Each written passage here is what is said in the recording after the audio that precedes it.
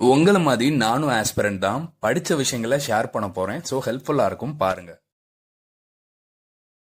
இந்த செஷன்ல நம்ம எதை பத்தி பார்க்க போறோம்னா இந்தியன் எக்கனாமி பத்தி தான் பார்க்க போறோம்.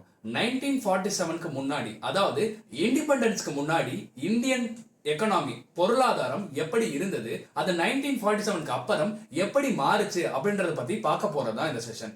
1947க்கு முன்னாடி சுமார் 200 ஆண்டு காலகட்டம் நம்ம ஆங்கிலேயர்களுக்கு கீழே, அதாவது பிரிட்டிஷர்ஸ்க்கு கீழே நம்ம அடிமைகளா வாழ்ந்தோம். அந்த காலகட்டத்துல அவங்க எக்கனாமியை வந்து எப்படி மாற்றி அமைச்சாங்க அப்படின்றத பத்தி பார்க்க போறதா first part of the top செஷனா இருக்க போகுது.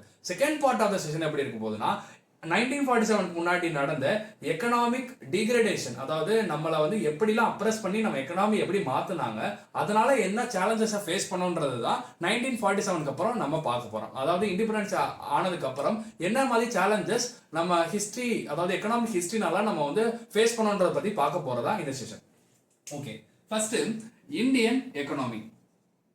இந்தியன் எக்கனாமி எக்கனாமினா ஃபர்ஸ்ட் என்ன அப்படின்னா தமிழ்ல பொருளாதாரம்னு சொல்லுவாங்க.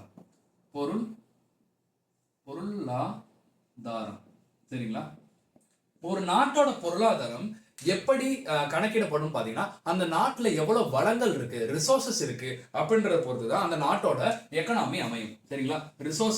ரிசோர்சஸ்னா வளம்னு சொல்லுவாங்க, வெல்த்னு கூட சொல்லலாம், சரிங்களா? ரிசோர்சஸ்னா வளம்னு சொல்லுவாங்க.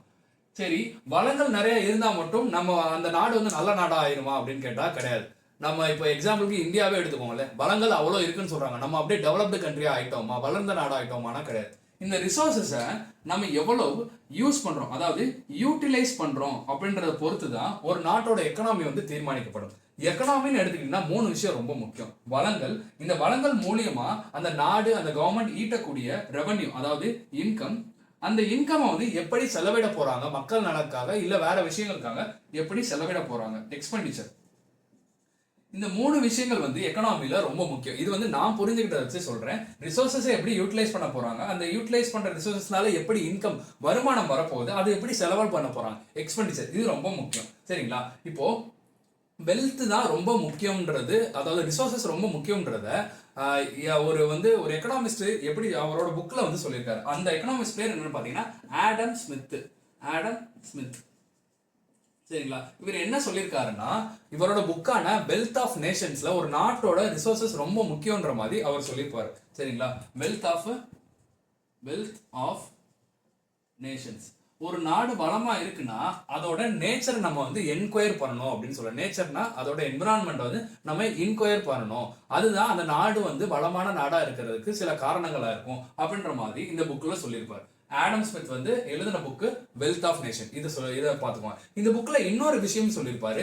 என்னன்னா, இப்போ எது வந்து நம்மகிட்ட நிறைய இருக்கோ, அதாவது அபண்டன்டா இருக்கோ, அதோட மதிப்பு, பண மதிப்பு, மானிட்டரி வேல்யூ வந்து கம்மியா இருக்கும்.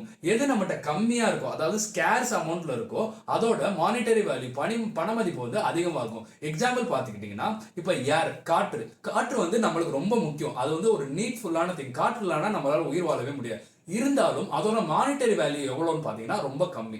டைமண்ட் எடுத்துக்கிட்டீங்கன்னா அது நம்ம உயிர் வாழ்றதுக்கு தேவையானு கேட்டால் கிடையாது. ஆனால் அது ஸ்கேர்ஸ் ரொம்ப கம்மியா இருக்கனால அதோட பண மதிப்பு வந்து ரொம்ப அதிகமா இருக்கு அப்படின்ற மாதிரி வெல்த் ஆஃப் நேஷன் புக்ல ஆடம் ஸ்மித் வந்து சொல்லியிருப்பார். எதெல்லாம் அபண்டன்டா இருக்கோ அதை வந்து நம்ம ரொம்ப மதிக்க மாட்டோம், அது மானிட்டரி வேல்யூ கிடையாது. எது கம்மியா இருக்கோ அதை ரொம்ப நம்ம மதிப்போம், அது மானிட்டரி வேல்யூ இருக்கு. இதுதான் ஷார்ட் அண்ட் ஸ்வீட்டா நீங்க ஞாபகம் வச்சுக்கிறது. இப்போ நம்ம இந்தியன் எக்கனாமிக்குள்ள போலாம். 1947க்கு முன்னாடி இந்தியாவோட எக்கனாமி எப்படி இருந்தது அப்படின்றத நம்ம தெரிஞ்சுக்கலாம்.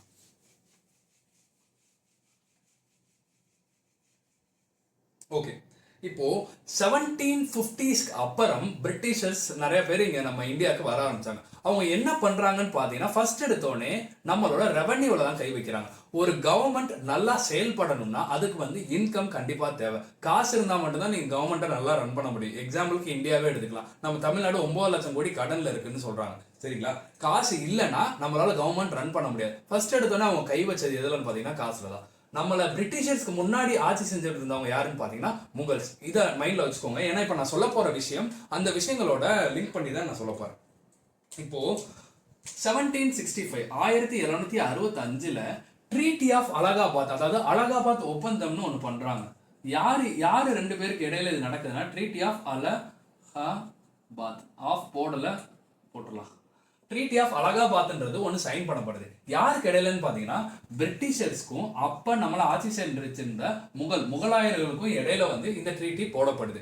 இந்த ட்ரீட்டி மூலியமா என்ன நடக்குது அப்படின்னு பார்த்தீங்கன்னா பெங்கால் பகுதிகளில் இருந்த ரெவன்யூ கலெக்ட் பண்ற ரெவன்யூ ரைட்ஸை பிரிட்டிஷர்ஸ்க்கு கொடுத்துட்டாங்க. யார் கொடுத்தா? இந்த முகல் எம்பரர் வந்து கொடுத்துட்டாரு. பிரிட்டிஷர்ஸ்க்கு ரெவன்யூ ரைட்ஸை கொடுத்துட்டாங்க. நான் சொன்னேன் பாத்தீங்களா, ஒரு கவர்மெண்ட் நடத்தணும்னா இன்கம் ரொம்ப முக்கியம், ரெவன்யூ ரொம்ப முக்கியம். அதில் தான் ஃபர்ஸ்ட் இவங்க கை வைக்கிறாங்க. யாரு? பிரிட்டிஷர்ஸ். ஓகேவா? ஸோ இங்க இருந்து தான் நம்மளோட பொருளாதாரம் வந்து மாற்றி அமைக்கப்படுறதுக்கு வித்திடப்படுது. சரிங்களா? பெங்கால்ல இருக்க ரெவன்யூ ரைட்ஸ், பெங்கால்னா ஈஸ்டர்ன் இந்தியாவில் இருக்க ரீஜன்ஸ்ல இருக்க ரெவன்யூ ரைட்ஸ் வந்து பிரிட்டிஷர்ஸ் எடுக்கிறாங்க. சரிங்களா? இந்த ட்ரீட்டி வந்து யாருக்கு இடையில சைன் பண்ணப்படுதுன்னு பாத்தீங்கன்னா, அப்போ ராபர்ட் கிளைவ் அப்படின்னு ஒருத்தர் இருப்பார். கிளைவ், அப்புறம் முகல் எம்பரர் யாரா இருந்தாருன்னு பாத்தீங்கன்னா ஷா அலாம் டூன்னு சொல்லுவாங்க. ஷா அலாம் டூ.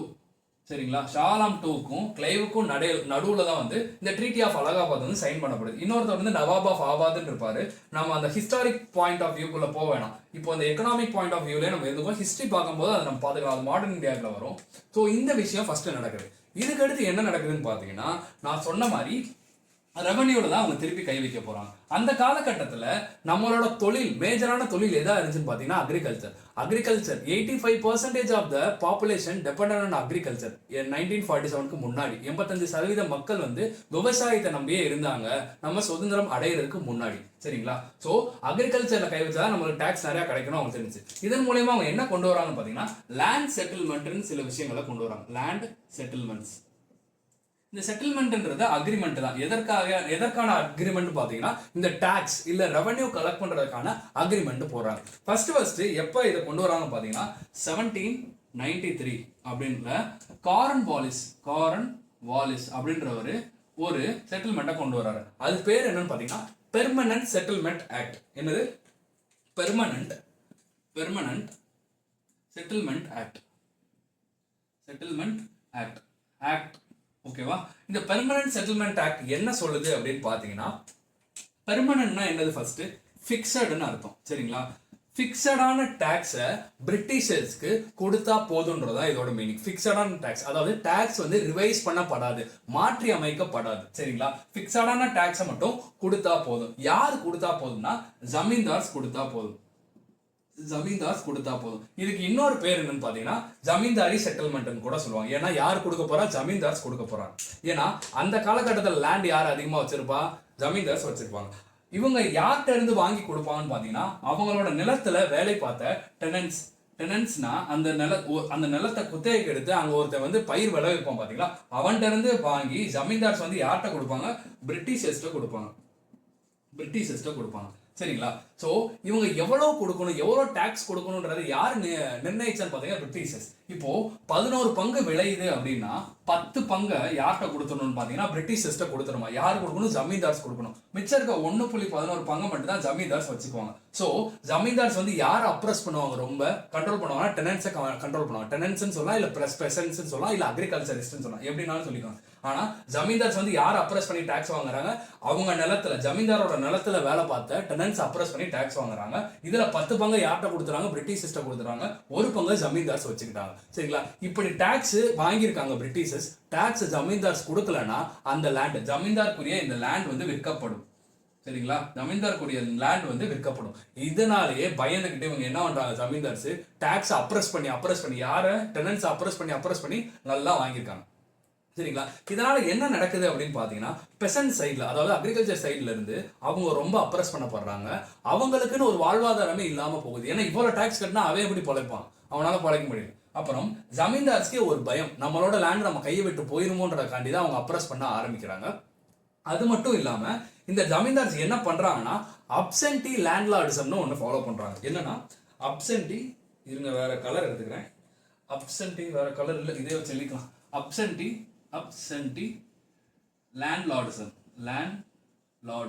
இப்படின்னா என்ன மீனிங்னு பாத்தீங்கன்னா, இப்போ இந்த ஜமீன்தாரோட தான் லேண்டு, ஆனா இவர் என்ன பண்ணுவார்னா இன்னொருத்தன் கையில இந்த லேண்டை ஃபியூடலிசம், அதாவது குத்தகைக்கு இன்னொருத்தவன் கொடுத்துட்டு அவன்கிட்ட இருந்து டாக்ஸை கலெக்ட் பண்ணி இவரு போய் பிரிட்டிஷ் சிஸ்டம் கொடுப்பார். இந்த மாதிரி என்ன ஆகுது, ஃபர்ஸ்ட் ஒரு ஜமீன்தார் இருக்கார், இவர் கீழே அவர் வந்து இன்னொருத்தர்கிட்ட கொடுக்குறாரு, அது கீழே அவர் இன்னொருத்தர்கிட்ட கொடுக்குறாரு, இவன் தான் மெயின் ஜமீன்தார். சரிங்களா? அப்ப இவன் அப்ரோச் பண்ணுவான். சரிங்களா? இவன் கடைசியா இருக்க அந்த டெனன்ட் அப்ரோச் பண்ணுவான். இப்படி போயிட்டே இருந்துச்சு. ஒரிஜினலா லேண்ட் வச்சிருக்கிறது இவர். சரிங்களா? ஆனா இவர் போய் எங்க உட்காந்து உட்காரு பாத்தீங்கன்னா அந்த விளைச்சல் செய்யப்படுகிற பகுதியில் உட்காராம இவர் போய் சிட்டியில் உட்காந்து நல்ல ஜாலியான லைஃப் வாழ்ந்துட்டு இருக்காரு. இதுதான் அப்சென்டி லேண்ட்லார்ட்ஸ். சரிங்களா? இந்த மாதிரி விஷயங்கள் நடக்குது. பிரிட்டிஷர்ஸ்க்கு இதனால நன்மை நடந்துச்சான்னு கேட்டா ஃபர்ஸ்ட் எடுத்தோடனே நன்மை தான் நடந்துச்சு. ஆனா போக போக அவங்களுக்கு அப்படி படலை. ஏன்னா டாக்ஸ் வந்து ஃபிக்ஸடா அவங்க வந்து நிர்ணயிச்சிட்டாங்க. அப்படின்னா அவங்களால டாக்ஸ் அதிகமா வாங்க முடியாது. சரிங்களா? டாக்ஸ் அதிகமா வாங்க முடியாதுன்றப்போ அவங்களுக்கு இன்கம் அதிகமா வராது. இது டாக்ஸ் அதிகமாக வாங்காததுக்கு இன்னொரு ரீசன் பார்த்தீங்கன்னா அக்ரிகல்ச்சர் ப்ரொடக்டிவிட்டியும், அதாவது பயிர் விளைச்சலும் அந்த அளவுக்கு அந்த காலகட்டத்தில் கிடையாது. அது என்னன்றதை பின்னாடி பார்ப்போம். இப்போ இந்த 1793 வந்து பெர்மனன்ட் செட்டில்மெண்ட் ஆக்ட்னா என்னன்றது உங்களுக்கு புரிஞ்சிருக்கும். இதே மாதிரி இன்னும் 2 விஷயங்கள் செட்டில்மெண்ட் வரும். அது என்னன்றதையும் இப்போ நம்ம பார்ப்போம். செகண்டா வருது எந்த ஆண்டு வருதுன்னு பார்த்தீங்கன்னா 1818ல வருது. எப்போ வருது?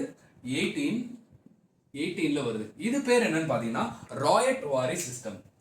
ராயட் வாரி சிஸ்டம். ஒன்னு சொல்ல மறந்துட்டேன். அந்த பெர்மனன்ட் செட்டில்மெண்ட் ஆக்ட்ன்றது எந்த ரீஜன்ல வரும்னு பாத்தீங்கன்னா பெங்கால் ரீஜன், அதாவது ஈஸ்டர்ன் பார்ட் ஆஃப் இந்தியா ரீஜன்ல தான் வரும். சரிங்களா? காரன்வாலிஸ்ன்றது முக்கியமான 1818ல என்ன நடக்குதுன்னு பாத்தீங்கன்னா இந்த ராயட் வாரி சிஸ்டம் வந்துட்டு சதர்ன் பார்ட் ஆஃப் இந்தியால வருது. எங்க நமக்கு இன்னைக்கு சொல்லக்கூடிய தமிழ்நாடு அந்த பகுதிகள் வருது. அப்புறம் அசாம், அப்புறம் பஞ்சாப், இந்த பகுதிகளெல்லாம் இந்த ராயட் வாரி சிஸ்டம் கொண்டு வராங்க. இந்த ராயட் வாரி சிஸ்டம் எதற்காக கொண்டு வரப்பட்டதுன்னு பாத்தீங்கன்னா பெர்மனன்ட் செட்டில்மெண்ட் ஆக்டோட கம்பேர் பண்ணுங்க. பெர்மனன்ட் செட்டில்மெண்ட் ஆக்ட்ல டாக்ஸ் வந்து ஃபிக்ஸடா சொல்லிட்டாங்க, 10/11 நீ கொடுத்தா போதும்.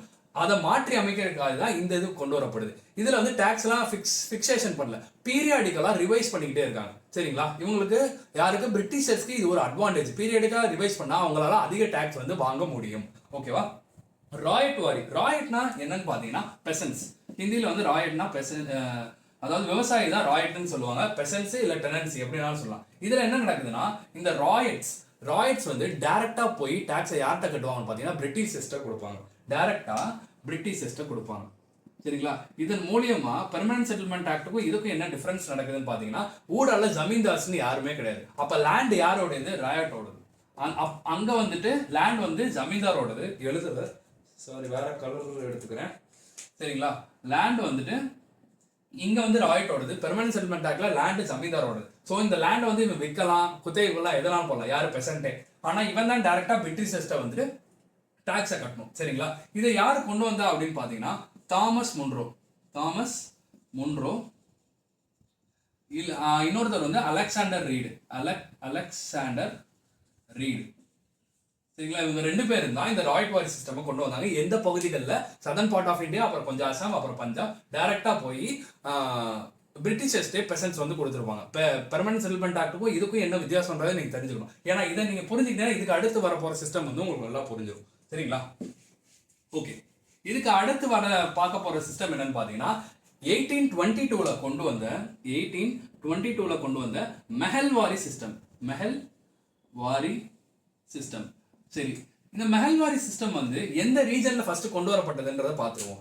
பெர்மனன்ட் செட்டில்மெண்ட் ஆக்ட் வந்து பெங்கால் அந்த ஈஸ்டர்ன் ரீஜன்ல கொண்டு வரப்பட்டது. ராயட் வாரி சிஸ்டம் வந்து southern part of India, Assam அந்த பகுதியில் கொண்டு வரப்பட்டது. அப்போ விடுபட்டு போன ரீஜன் என்ன பாத்தீங்கன்னா அந்த கேஞ்சட்டிக் பிளைன்னா northern part of India, central India and அப்புறம் வெஸ்டர்ன் பார்ட் ஆஃப் உத்தரப்பிரதேஷ். இதுதான் விடுபட்டு போயிருக்கு. இந்த ரீஜன்ல கொண்டு வந்ததுதான் மெஹல் வாரி சிஸ்டம். மெஹல் வாரி அப்படின்னா இந்த மெஹல்னா என்னன்னு பாத்தீங்கன்னா வில்லேஜ் தான் மெஹல்னு சொல்றாங்க. சரிங்களா? இதுல என்ன பண்ணுவாங்கன்னு பாத்தீங்கன்னா பெசன்ஸ் தான் கல்டிவேட் பண்ணுவாங்க. ஆனா யாரு போய் டாக்ஸ் பிரிட்டிஷ் சிஸ்டம் கொடுப்பான்னு பாத்தீங்கன்னா ஒரு வில்லேஜுக்கும் வில்லேஜ் ஹெட்மேன் ஒருத்தர் இருப்பார். இந்த வில்லேஜ் ஹெட்மேன்னா ஒரு என்ன சொல்ற கலெக்டிவ் அப்ரோச்ல ஒரு பெசன்ஸ்ல இருந்தும் டாக்ஸை கலெக்ட் பண்ணி இவர் போய் பிரிட்டிஷ் சிஸ்டம் கொடுப்பாரு. சரிங்களா? இதுதான் இந்த 3 அதாவது ராயட் வாரி சிஸ்டம்க்கும் இதுக்கும் இருக்க வித்தியாசம். அங்க வந்து டைரக்டா பெசன்ஸ்டே கொடுத்துருவாங்க. ஆனா இங்க வந்து வில்லேஜ் ஹெட்மேன் போய் பிரிட்டிஷ் சிஸ்டம் கொடுப்பாங்க. இதுவும் டாக்ஸ் வந்து ஃபிக்ஸ் பண்ணப்படல, பீரியாடிக்கலா ரிவைஸ் பண்ண முடியும். ராயட் வாரி சிஸ்டமும் மஹல் வாரி சிஸ்டமும் கிட்டத்தட்ட ஒண்ணுமா தான் இருக்கும். வில்லேஜ் ஹெட்மேன் மட்டும்தான் கொஞ்சம் மாறி வந்திருக்கும் மஹல் வாரி சிஸ்டத்துல. சரிங்களா? இது வந்து யாரால இன்ட்ரோடியூஸ் பண்ணப்பட்டது அப்படின்னு பாத்தீங்கன்னா ஹால்ட் மெக்கன்சின்னு சொல்லலாம், மெக்கன்ஸ்கின்னு சொல்லுங்க. ஹால்ட் ஹால்ட் மெக்கன்ஸ்கி இவர் தான் கொண்டு வந்திருக்காரு. சரிங்களா? இந்த லேண்ட் செட்டில்மெண்ட்ஸ்னால என்ன நடந்துச்சுன்னு பாத்தீங்கன்னா பெசன்ஸ் அதாவது டெனன்ட்ஸ் வந்து ரொம்பவே அப்ரஸ் பண்ணப்பட்டிருக்காங்க, அவங்களோட வாழ்வாதாரம் கம்மியாயிட்டே போயிருக்கு. சரிங்களா? இது மட்டும் இல்லாம சில பெசன்ட்ஸ் வந்து டாக்ஸை வந்து அவங்க பே பண்ணணும். ஏன்னா டாக்ஸ் பே பண்ணலன்னா ரைட் வார் சிஸ்டம்லையும் மஹல் சிஸ்டம்லையும் பார்த்தீங்கன்னா அந்த லேண்ட் வந்து அந்த பெசன்ட்டோட கையை விட்டு போயிடும். ஜமீன்தாருக்கும் அப்படிதான். சரிங்களா? பெசன்ட்ஸ் வந்து நம்மளுக்கு கிடைச்ச லேண்ட் நம்மளை விட்டு போகக்கூடாது அப்படின்றதுக்காண்டி என்ன பண்ணியிருக்காங்கன்னு பார்த்தீங்கன்னா நிறைய இடங்கள்ல கடன் வாங்க ஆரம்பிச்சிருக்காங்க. ஃபர்ஸ்ட் கடன்லாம் லோன் வாங்க ஆரம்பிச்சிருக்காங்க. யார்கிட்ட இருந்துன்னு பார்த்தீங்கன்னா அந்த உள்ளூர்ல இருக்க மணி லெண்டர்ஸ்ட இருந்து, வட்டிக்கு விடுவாங்கல்ல அவங்ககிட்ட இருந்து இவங்க பெசன்ட்ஸ் வந்து கடன் வாங்க ஆரம்பிச்சிருக்காங்க. யாரு? பெசன்ட்ஸ் வந்து கடன் வாங்க ஆரம்பிச்சிருக்காங்க. இதனால என்ன ஆகுதுன்னு பாத்தீங்கன்னா இவங்க வாங்கின கடனையும் இவங்களால திருப்பி செலுத்த முடியல, அவங்க லேண்டும் அவங்க கையை விட்டு போயிருக்கு. சரிங்களா? ஒரு விஷயம் நல்லா தெரிஞ்சுக்கணும், அந்த காலகட்டத்திலயும் சரி இந்த காலகட்டத்திலயும் சரி அக்ரிகல்ச்சர்ன்றது எதை சார்ந்து இருக்குன்னு பாத்தீங்கன்னா நம்ம பே போற மழையை சார்ந்துதான் இருக்கும். ஸோ ரைட் வாரி சிஸ்டம்லயும் மஹல் ஏரியாஸ்லயும் மழை ஒழுங்கா பெய்யல அப்படின்னா கூட ப்ரொடக்டிவிட்டி கம்மியாகும். ப்ரொடக்டிவிட்டி கம்மியாச்சுன்னா அவங்களால டாக்ஸ் கட்ட முடியாது. டாக்ஸ் கட்ட முடியாத சூழல்ல அவங்க போய் யார்கிட்ட கடன் வாங்குறாங்க? மணி லெண்டர்ஸ், வட்டிக்கு ஒரு கடன் வாங்குறாங்க. ஆனா அந்த கடனையும் அவங்களால திருப்பி செலுத்த முடியல. அப்ப அந்த லேண்டை யார் எடுத்துக்குவான்? மணி லெண்டர் எடுத்துக்குவான். சரிங்களா? இந்த மாதிரி ஒரு டெப்ட், அதாவது வந்து ஒரு கடன் சைக்கிள்குள்ள வந்து யார் சிக்கிக்கிறா? பெசன்ட் சிக்கிக்கிறாங்க. சரிங்களா? அக்ரிகல்ச்சர் வந்து இம்ப்ரூவ் பண்றதுக்கான எந்த விஷயங்களும் அங்க நடக்கல. ஒரு விஷயம் நீங்க ஒரு விஷயம் நம்ம பார்க்க வேண்டியது என்ன பாத்தீங்கன்னா, பெர்மனன்ட் செட்டில்மெண்ட் ஆக்ட்ல ஜமீன்தார்கிட்ட வந்து லேண்டை வந்து பிரிட்டிஷர்ஸ் கொடுத்ததுக்கு ஒரு காரணம் என்னன்னு பாத்தீங்கன்னா, அவரோட பேர்ல லேண்ட் இருக்குன்னு தெரிஞ்சுனா, அதாவது ஜமீன்தார் பேர்ல லேண்ட் இருக்குன்னு தெரிஞ்சுனா அந்த லேண்டை இம்ப்ரூவ் பண்றதுக்காண்டி அவர் ஏதாவது விஷயங்கள் என்ன சொல்றது முயற்சி செய்வாரு அப்படின்றதா. எக்ஸாம்பிள் பாத்தீங்கன்னா இன்னைக்கு நம்மகிட்ட ஒரு லேண்ட் இருக்குன்னு வச்சுக்கோ, ஒரு அக்ரிகல்ச்சர் லேண்ட் இருக்கு, நம்ம வந்து அதை எப்படா வளர்த்து எடுக்கலாம்னு தான் பார்ப்போம். அந்த எண்ணத்துல தான் பிரிட்டிஷர்ஸ் வந்து ஜமீன்தார்ஸ்ட கொடுத்துருக்காங்க. ஆனா அவங்க அதை பண்ணவே இல்லை. அவங்க வந்து அவங்க கஜானாவை எப்படி நிரப்புறதுன்னு மட்டும் தான் பார்த்துருக்காங்க. போர்ட் டெனன்ஸ் அப்ரஸ் பண்றது, கஜானா ஃபில் பண்றது, பிரிட்டிஷர்ஸ் கொடுக்கறது, இதை மட்டும் தான் அவங்க வேலையாவே செஞ்சிருக்காங்க. ஆனா பெசன்ஸ் என்ன பண்றாங்க? ஒரு விஷய சைக்கிள்குள்ள சிக்கிக்கிறாங்க. அக்ரிகல்ச்சர் ஃபெயில் ஆகுனா பெசன்ஸ் வந்து மணி லெண்டர்ஸ்ட போறாங்க. மணி லெண்டர்ஸ்ட போய் அந்த கடனை திருப்பி செலுத்த முடியல. சோ அந்த லேண்ட் யார்கிட்ட போகுது? மணி லெண்டர்ஸ்ட போகுது. சரிங்களா? மணி லெண்டர்ஸ்ட போகுது. இப்போ அக்ரிகல்ச்சர் ப்ரொடக்டிவிட்டியும் கம்மியா இருக்கு, அவங்க கையில நிலமும் இல்லை. இந்த மாதிரி சுச்சுவேஷன்ல தான் அப்ப இருந்த மக்களோட நிலைமை இருந்துச்சு. எக்கனாமின்றது இவ்வளவு கேவலமான நிலைமையில தான் அப்ப இருந்துச்சு. ஏன்னா பிரிட்டிஷர்ஸ் வந்து நம்மளோட எக்கனாமியை வந்து வளர்த்தெடுக்கணும்னா இங்க வரவே கிடையாது. சரிங்களா? வளர்த்தெடுக்கணும் வரவே கிடையாது. எதனால நான் இதை வந்து ஆணித்தரமா சொல்றேன்னா, ஃபுட் கிராப்ஸ், அதாவது வந்துட்டு நம்ம சாப்பிடக்கூடிய பயிர்கள்ன்றது ரொம்ப ரொம்ப நம்மளுக்கு முக்கியம். சரிங்களா? ஆனா பெசன்ஸ் எல்லாரும், அதாவது அக்ரிகல்ச்சரிஸ்ட் எல்லாரும் என்ன பண்றாங்கன்னு பாத்தீங்கன்னா ஃபுட் கிராப்ஸை வளர்க்காம கேஷ் கிராப்ஸ்க்கு மாறுறாங்க. கேஷ் கிராப்ஸ்னா பணப்பயிர்னு தமிழ்ல சொல்லுவாங்க. கேஷ் கிராப்ஸ்க்கு மாறுறாங்க. பணப்பயிருக்கு மாறனால என்ன ஆகும்னு பாத்தீங்கன்னா ஃபுட் கிராப்ஸோட விளைச்சலோ இல்ல அதை ப்ரொடியூஸ் பண்ற விகிதமோ கம்மியாகும். கம்மியானா என்ன நடக்கும்? ஃபுட் கிராப்ஸ் கிடைக்காது. இதனால பஞ்சம் வரும். பஞ்சம் வரும். அதாவது இங்கிலீஷ்ல ஃபெமைன்னு சொல்லுவாங்க. ஃபெமைன் வரும். சரிங்களா? இந்த மாதிரி நிறைய பஞ்சம் வந்துட்டு பிரிட்டிஷர்ஸ் ஆட்சி செஞ்சப்போ நம்மளுக்கு வந்திருக்கு. இதுக்கு ஒரு காரணம் இதுதான். ஃபுட் கிராப்ஸ் வந்து கேஷ் கிராப்ஸ்க்கு யாரு? பெசன்ட்ஸ் மாறுறாங்க. இது மாறுறதுக்கு ஒரு காரணம் என்னன்னா டாக்ஸும். இப்ப ஃபுட் கிராப்ஸ் வளர்த்து வித்தாங்கன்னு வச்சுக்கோங்களேன், அவங்களுக்கு அவ்வளவு கேஷ் கிடைக்காது. இதுல பேர்ல என்ன இருக்கு? பணப்பயிர் இருக்கு. அப்ப அந்த பயிர்களை விளைவிச்சாங்கன்னா அவங்களுக்கு நிறைய காசு கிடைக்கும். அதனால டாக்ஸ் கட்டி அவங்க லேண்டை காப்பாத்திக்க முடியும்னு அவங்க நம்பினாங்க. ஆனா அப்படி எதுவுமே நடக்கவே கிடையாது. எல்லாமே பிரிட்டிஷர்ஸ்க்கு சாதகமா தான் இருந்தது. இந்த கேஷ் கிராப்ஸ் நான் என்ன சொல்றேன்னா, காட்டனு, அப்புறம் ஜூட்டு, அப்புறம் இண்டிகோன்னு ஒரு கிராப் இருக்கு. இந்த இண்டிகோ கிராப்னால நம்மளுக்கு ஒரு ஃபெமைனே நடந்துக்கும். 1860ல பிரிட்டிஷர்ஸ் என்ன பண்ணுவாங்கன்னு பாத்தீங்கன்னா இந்த இண்டிகோ கிராப்பை வந்து வளர்க்க சொல்லுவாங்க. இது வந்து ஒரு நீலம் ப்ளூ கலர்ல ஒரு சாயம் கொடுக்கக்கூடிய ஒரு கிராப். இதை வளர்த்தனால டெக்கான் ஃபெமைன் ஒன்று 1876ல நடக்கும். சரிங்களா? இது டெக்கான் ஃபெமைன். ஏன்னா ஃபுட் கிராப்ஸ் வந்து கேஷ் கிராப்ஸ்க்கு மாறிட்டாங்க. அவங்களுக்கு பூவாக்கு ஒண்ணுமே கிடையாது. ஸோ 1876ல டெக்கான் ஃபெமைன் ஒன்று இருக்கும். அதாவது தமிழ்ல இதை வந்து தக்கான புரட்சின்ற பாரு, தக்கான வறட்சி அப்படின்னு சொல்லுவாங்க. சரிங்களா? தக்கான பஞ்சம்னு கூட சொல்லலாம். இந்த மாதிரி விஷயங்கள்லாம் இந்தியன் எக்கானமில 1947க்கு முன்னாடி இருந்தது. சரி, நம்ம வந்து அக்ரிகல்ச்சர் மட்டும் தான் டிபெண்ட் பண்ணி இருந்தோமா அப்படின்னு கேட்டா கிடையாது. நம்மகிட்ட வந்து ஹேண்டிகிராஃப்ட்ஸ், அதாவது கைவினை பொருட்களும் அந்த காலகட்டத்தில் நல்லா இருந்தது. ஆனா எப்போ நல்லா இருந்துச்சுன்னு பாத்தீங்கன்னா இந்த பிரிட்டிஷர்ஸ் வந்து நம்மள ஆட்சி செய்யற காலம் வரையும் நல்லா தான் இருந்துச்சு. இவங்க வந்ததுக்கு அப்புறம் அது எப்படி மாறுச்சுன்னா, ஹேண்டிகிராஃப்ட்ஸ் மட்டும் எழுதிக்கிறேன். அவங்க வந்ததுக்கு அப்புறம் எப்படி மாறுச்சுன்னா, நம்மளோட ஹேண்டிகிராஃப்ட்ஸ் வந்து ரொம்ப டவுன்ஃபால் ஆகுது. அக்ரிகல்ச்சர் எப்படி டவுன் ஆகுதோ ஹேண்டிகிராஃப்ட்ஸும் டவுன் ஆகுது. ஏன்னு பாத்தீங்கன்னா 1850ஸ்ல இண்டஸ்ட்ரியலைசேஷன் நடக்கும். இண்டஸ்ட்ரியலைசேஷன், அதாவது தொழில் புரட்சி வந்து எங்க நடக்கும்னு பாத்தீங்கன்னா இந்தியால நடக்காது. இந்தியால இதுவரை இண்டஸ்ட்ரியலைசேஷன் நடக்கவே கிடையாது, நடக்குமான்னு தெரியல. சரிங்களா? 1850s எங்க நடக்குது பாத்தீங்கன்னா பிரிட்டன் அண்ட் யூரோப்பியன் ரீஜன்ஸ்ல இண்டஸ்ட்ரியலைசேஷன் நடக்குது. ஸோ இப்போ ஒரு இண்டஸ்ட்ரி தொழிற்சாலைன்னு இருக்குன்னா அதுக்கு ரா மெட்டீரியல்ஸ் கண்டிப்பா முறையில் தேவையா இருக்கும். ரா மெட்டீரியல் சப்ளை பண்ணது யாரு? நாம தான். சரிங்களா? ஏன்னா கேஷ் கிராப்ஸ் வளர்க்குறோம், நம்ம இங்க இருந்து எக்ஸ்போர்ட் பண்றோம், அவன் அங்க ப்ரொடியூஸ் பண்ற இண்டஸ்ட்ரியில ப்ரொடியூஸ் பண்ணிட்டு திருப்பி வந்து நம்மகிட்டே விற்பான், நம்மள ஒரு மார்க்கெட்டா பயன்படுத்தலாம். நம்ம வந்து ரா மெட்டீரியல்ஸும் கொடுத்தோம், இதை நல்லா ஞாபகம் வச்சுக்கோங்க, ரா மெட்டீரியல்ஸும் கொடுக்குறோம், அது போக நம்ம அவனுக்கு மார்க்கெட்டாகவும் செயல்படுறோம். இப்படி இருந்தா நம்மகிட்ட இண்டஸ்ட்ரியே இல்லை, நம்ம வந்து ஒரு தொழிற்சாலை வளர்த்தாதான் நம்ம சில விஷயங்கள் வந்து பண்ணி உலகுக்கு விற்க முடியும். ஆனா அந்த மாதிரி விஷயங்கள் நடக்கவே இல்லை. இப்படி இருந்தா நம்ம எப்படி வந்து எக்கனாமியை பில்ட் பண்ணிருக்க முடியாது. சரிங்களா? அவன் ஒரு விஷயத்துல நல்லா தெளிவா இருந்தான், என்னன்னா அவன் இண்டஸ்ட்ரியலைஸ் ஆகணும், நம்ம டி இண்டஸ்ட்ரியலைஸ் ஆகணும். இது ரொம்ப முக்கியம் இந்த வேர்டு. ஏன்னா டீஇண்டஸ்ட்ரியலைசேஷன் நம்மளை பண்ணனால இந்த ஹேண்டிகிராஃப்ட்ஸ்ன்ற ஒரு விஷயமே நம்மகிட்ட வந்து அழிஞ்சு போகுது. ஏன்னா இப்போ ஒரு விஷயம், இப்போ கையில ஒரு விஷயம் பண்ணி விற்கிறோம்னா அதுக்கு நம்ம வந்து நிறைய காசு கொடுக்கணும், அதாவது காசு கொடுத்து தான் வாங்க முடியும். இதே இது அந்த கையில பண்ற விஷயத்த மெஷின்ஸ்ல பண்ணி வித்தாங்கன்னா நிறையவும் அவனால பண்ண முடியும், சீப்பாவும் பண்ண முடியும், டைமும் அவனுக்கு கம்மி.